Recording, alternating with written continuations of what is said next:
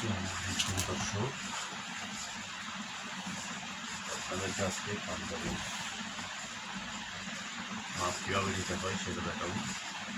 আমরা প্রথমে এখানে জয়েন্টের থেকে সোজা নিচে পর্যন্ত লম্বা মাপ নেব 40 ইঞ্চি লম্বা। এরপরে দিয়ে আমরা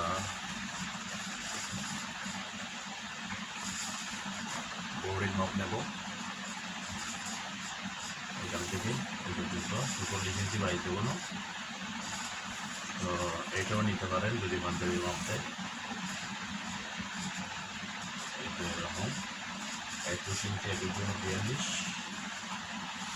এইখানে নেবেন 22 তাহলে আমাদের 46 ইঞ্চি রেডি, 41 ইঞ্চি লম্বা। এবার আমরা কলারটা নেব মাপে যাবো, কলার 16.5 ইঞ্চি।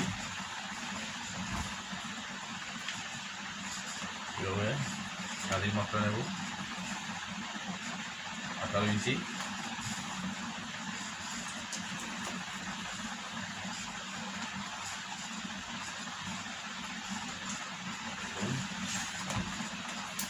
লম্বা মাপটা নেব হাতের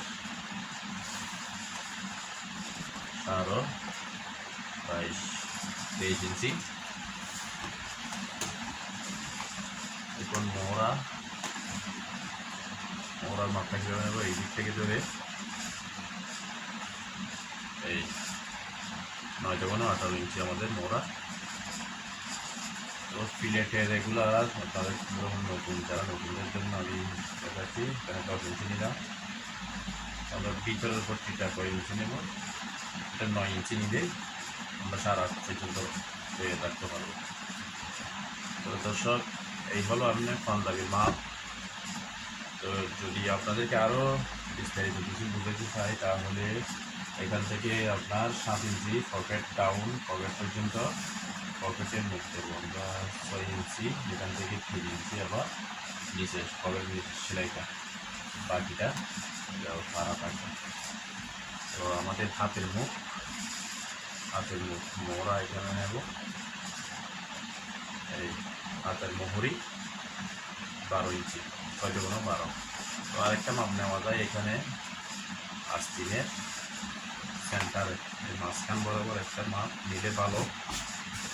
আপনারা যদি চান 7.14।